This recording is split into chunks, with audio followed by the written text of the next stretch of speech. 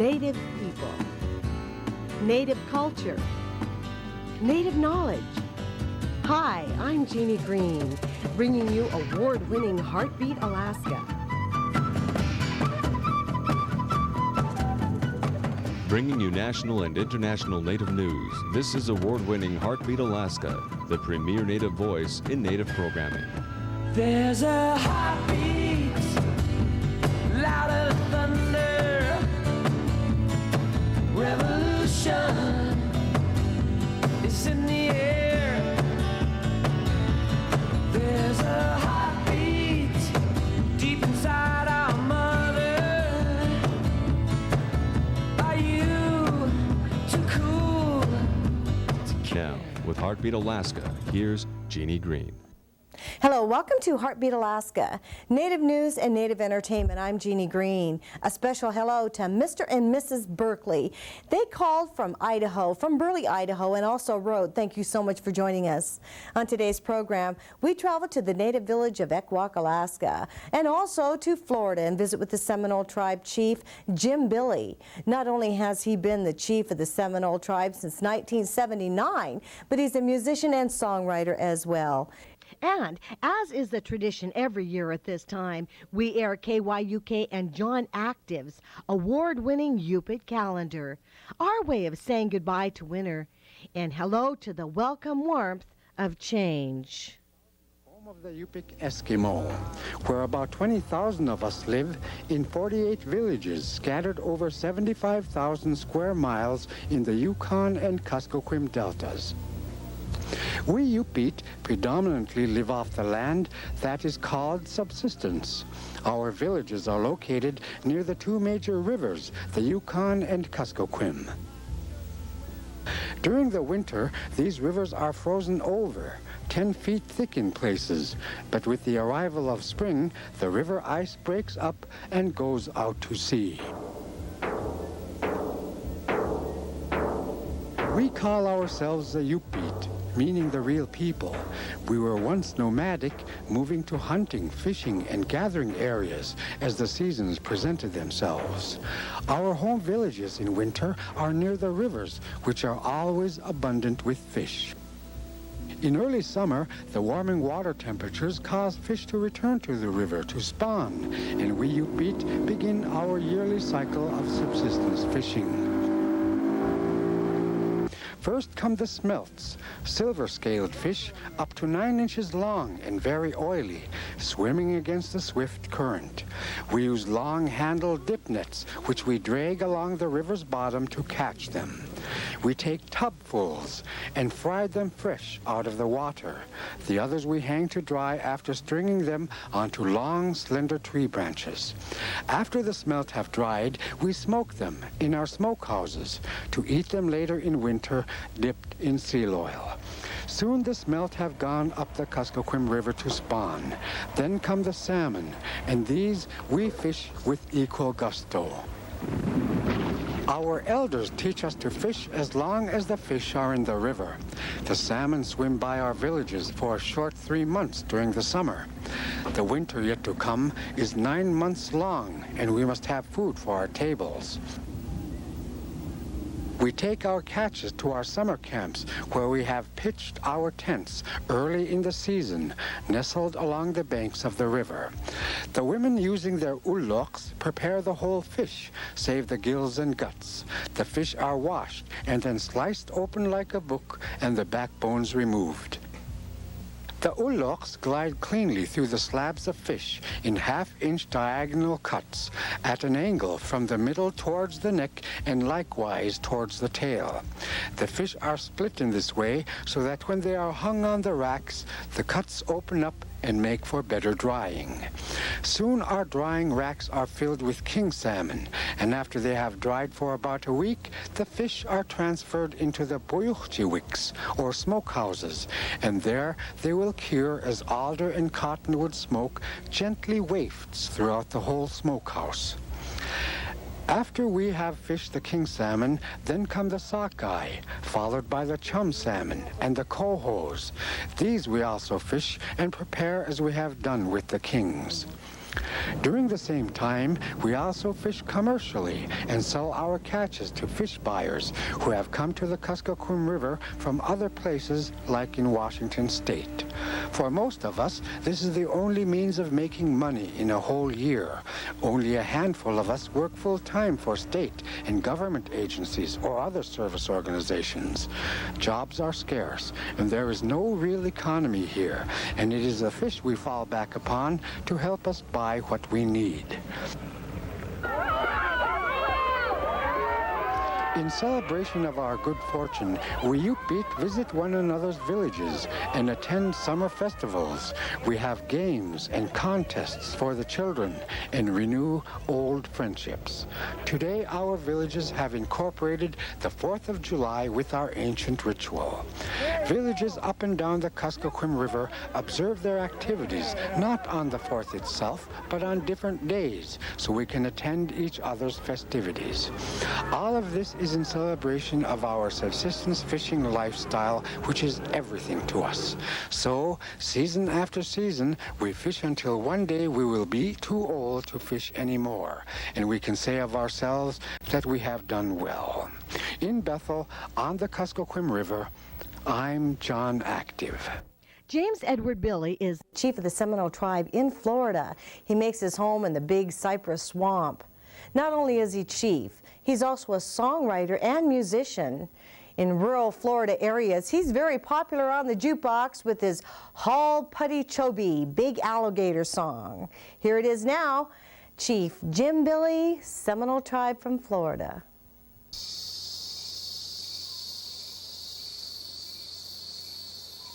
I'd like to welcome you to my village here. We're getting ready to cook some food and share with our own people here. But in the meantime, I remember when I was a little boy, I was raised in a camp similar to this. My toys were snakes, ant beds, wasps, frogs, and it's amazing how I've survived, and probably many other children around the world probably survived the same way as I did. The things we ate is the things we caught or killed that day. And it's still basically similar here, but my son is no exception. I've tried to make the Indian huts here called chikis and the cook huts and everything a place where he can enjoy a little bit of what I grew up in. My son, when he was born, he was only about 3 months old, I think he was. I caught an alligator and showed it to him, and he jumped to it real fast as if he knew what he was doing. So as I see him going about doing different things, tearing up ant beds, looking at it, and the ants are going to get over him and probably chew on his leg and make him cry, or picking up a toad or a frog or touching a wasp nest. Every one of those things might harm you one way or the other, especially the wasp nest. They're going to sting you or something. Messing around with snakes, it's a taboo. Might be a poisonous one. So once in a while I'll catch Miko playing with a snake and I say, get away from there. He doesn't really know yet. He's only 2 years old. So it's my duty and his mother's duty and the rest of us around here to keep an eye on him. Hopefully if he does get bit, it's just a minor one. So, you know, a little bit of time he gets experience and pull on through. I wrote a song one time. It's called Big Alligator. Miko was out there chasing a baby gator, and he almost caught the gator one time. Then next time he chased it into the water and grabbed its tail, and the alligator jumped up and bit his thumb. I hope you enjoy this video we made. It's called Halpati Chobi. Miko starts it off.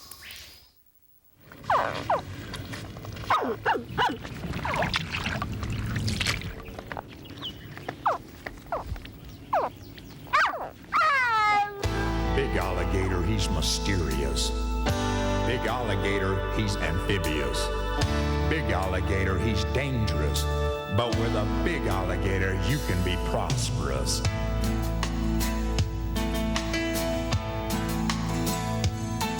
I was raised in the swamp by my old grandpa. We ate turtle meat, a fish called gar. Grandpa told me about panthers and bears, but most of all, he told me to beware.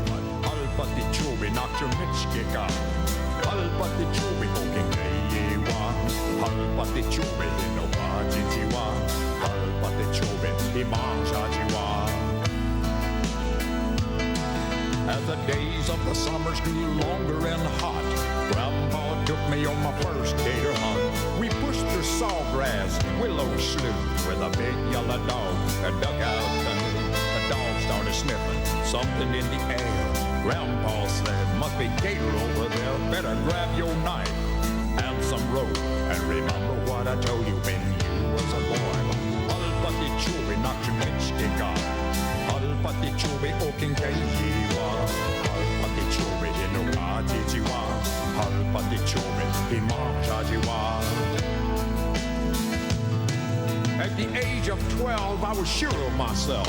I could catch alligators by myself, but my dog didn't know what my grandpa said.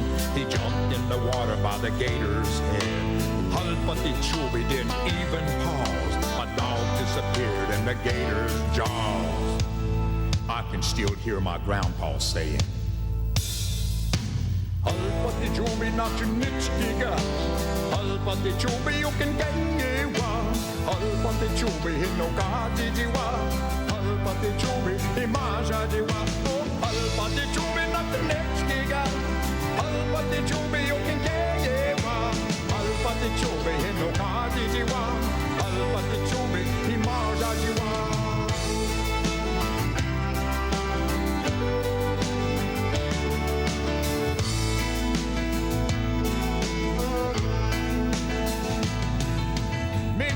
Later, I remember that day, how that big bull gator swallowed my dog. Scars and pain haunts my life, but I've learned to live and I learned to survive. Halpati chubi nakshinechtika. Halpati chubi okinkeyiwa. Halpati chubi hinukajijiwa.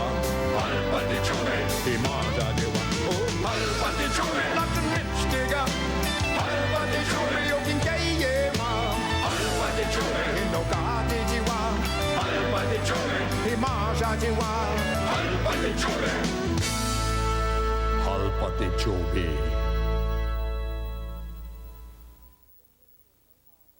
The very first American Indian Bingo Hall opened in 1979 on the reservation in Florida. Since then, several hundred other gaming operations have opened on tribes across America. Chief Billie truly is an innovative leader. Let's travel now to Native Village, Ekwok, Alaska. Yupik people have inhabited Ekwok, Alaska for hundreds of years. They've lived the way they have for centuries, hunting, fishing, gathering berries. But in the past 50 years, there was something missing. The beat of the drum, the songs and dances, once a way of life among these southwestern Alaskan natives.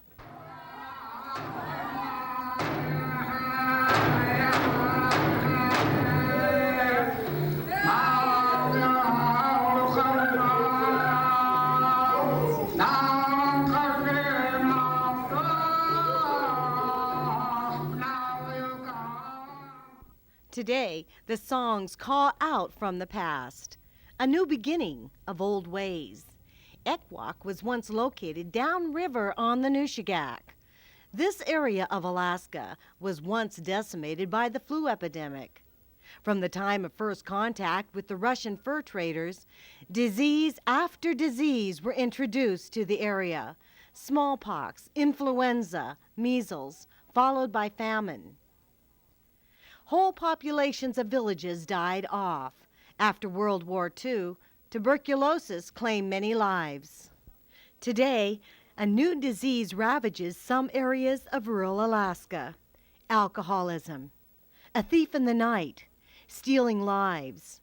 Graveyards once filled by influenza has a new host, alcohol.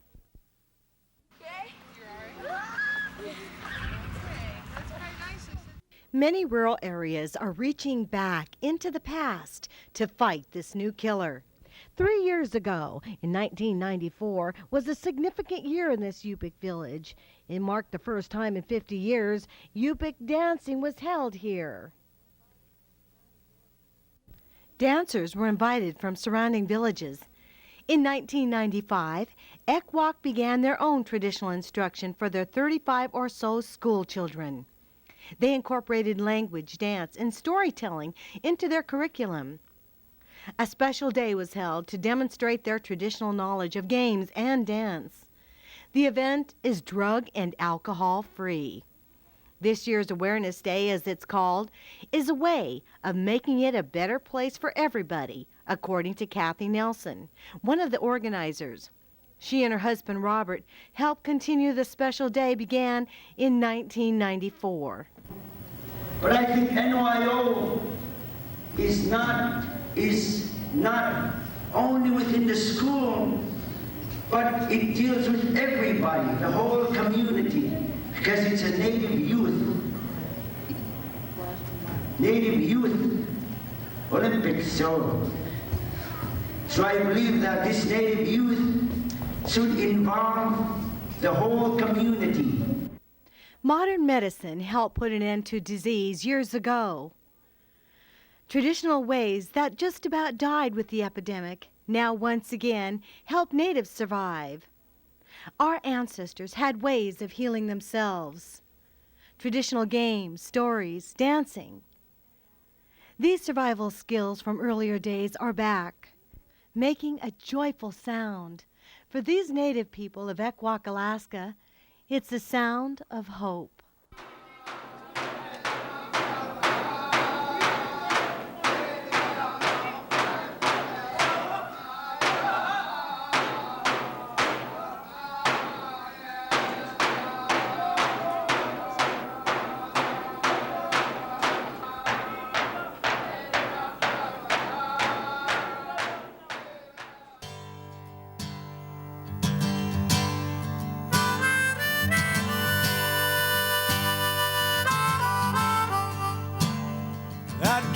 I saw a crazy horse riding through the Badlands. He was wild and brave and free. I swear I heard the cries of the innocent victims in the wind that wounded knee. And there's a trail of tears we could follow. Can you hear the footsteps of the Cherokee? It's a trail of broken promises. Will you walk this trail with me? We can find America down the trail of freedom. Walk the way of my fathers from sea to sea. Oh, can you find America? Hear the drums of freedom. Gonna find it together, walk this trail. Walk the trail with me.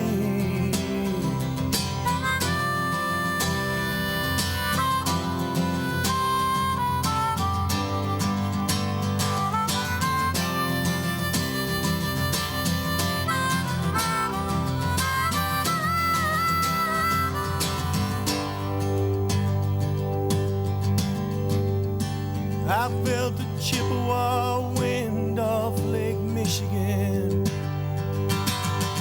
on a cold Chicago day. I heard the thunder roll for the Seminole way down in the Everglades. And I've seen it in the beauty of a Navajo girl, like a flower in the desert heat. I felt it in the pride of a Cheyenne dancer as he moves to an ancient beat. Oh, can you find America down the trail of freedom? Walk the way of my fathers from sea to sea. Yeah, we can find America. Hear the drums of freedom.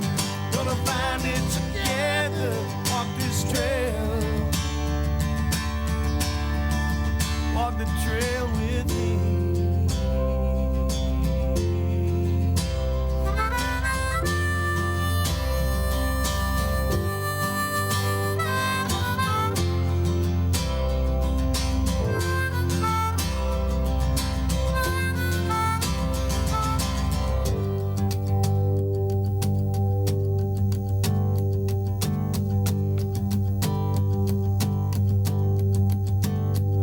walk the streets of Gallup, New Mexico on a Saturday night. I watched my brothers fall to the alcohol. They were going down without a fight. Hey, brothers, we must walk with the pride of Chief Joseph, have the courage of Geronimo. For this trail, it's long, so you have to be strong just to find your way back home. And we can find America down the trail of freedom, walk the way of my fathers from sea to sea. Oh, can you find America? Hear the drums of freedom. We're gonna find it together. Walk this trail. Walk the trail with me.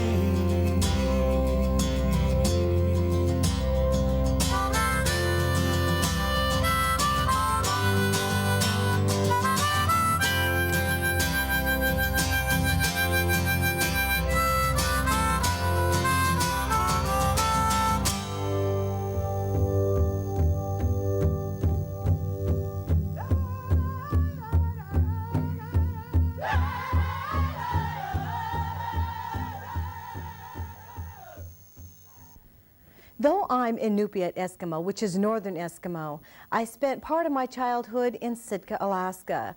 In fact, I was born there. In southeast Alaska this time of year, people are starting to think about gathering seaweed, a delicacy among the natives in that area. Let's travel now to Kasaan, Alaska. Annette Thompson shows us how gathering seaweed is done. Gathering seaweed is a family affair.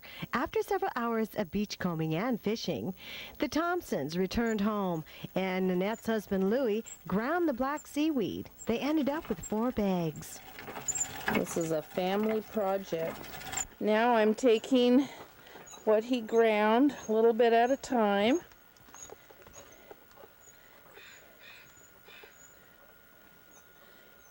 And my part is to spread the ground seaweed on sheets, clean sheets with plywood underneath.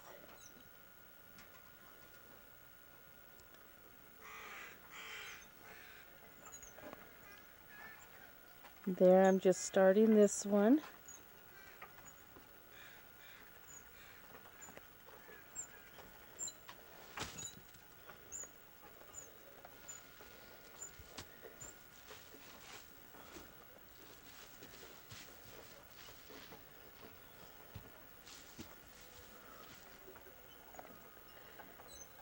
The weather is about 70 to 75 degrees today, so it should dry just within about 3 hours. I will turn it once and get the afternoon sun, and it will be all done. We will package them and have them ready for the winter.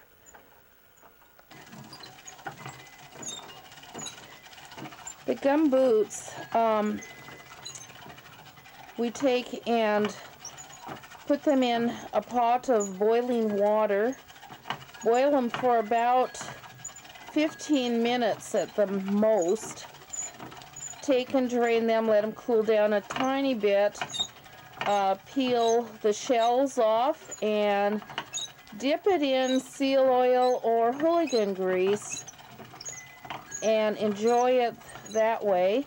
The black seaweed, we put it with boiled salmon eggs, fish chowder, sprinkle it on rice. There are so many ways. Make sushi with it. So there's many ways of using the black seaweed also.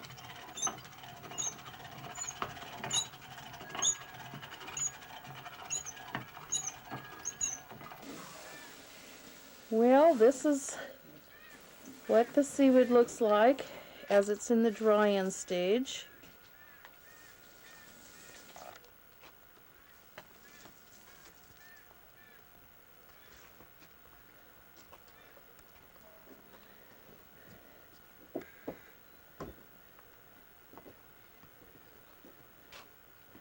This is the first that we put down, so you can see it's where it's drying and shrinking.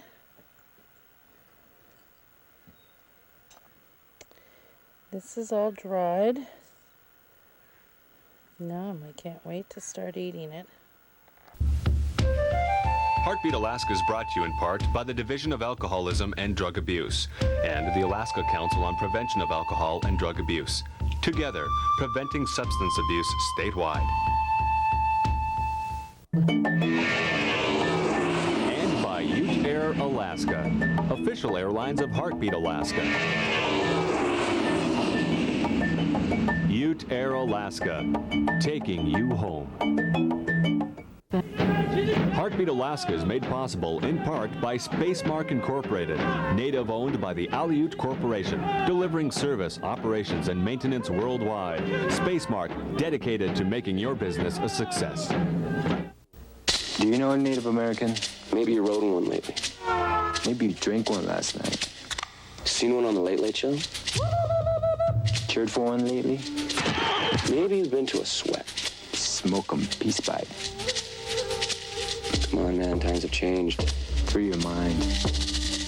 Thank you, Annette, from Kasaan, Alaska, and we're looking forward to more video. Also, we're looking forward to video from you in your area. No matter where you're watching, whether it be in Florida, Michigan, Idaho, California, please contribute to Heartbeat Alaska with your native news. It's really very simple. Get your camcorder out, call me collect. Area code 907-563-7440, and we'll make sure that we get your news on the air. Have a wonderful holiday. Have a safe holiday. For all of us here, I'm Jeannie Green. God bless you. Please be safe. We'll see you again next week.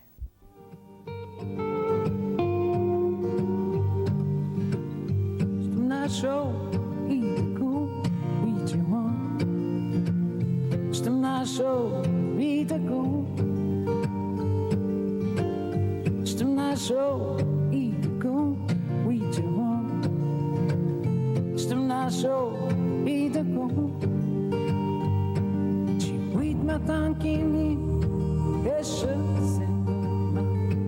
Seaweed matankini, esha otaya.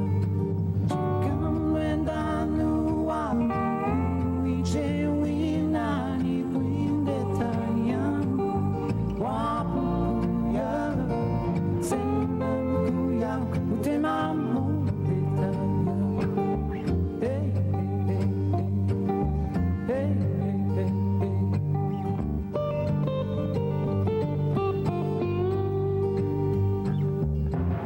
Still not sure, either go, we you want. Still not sure, either go.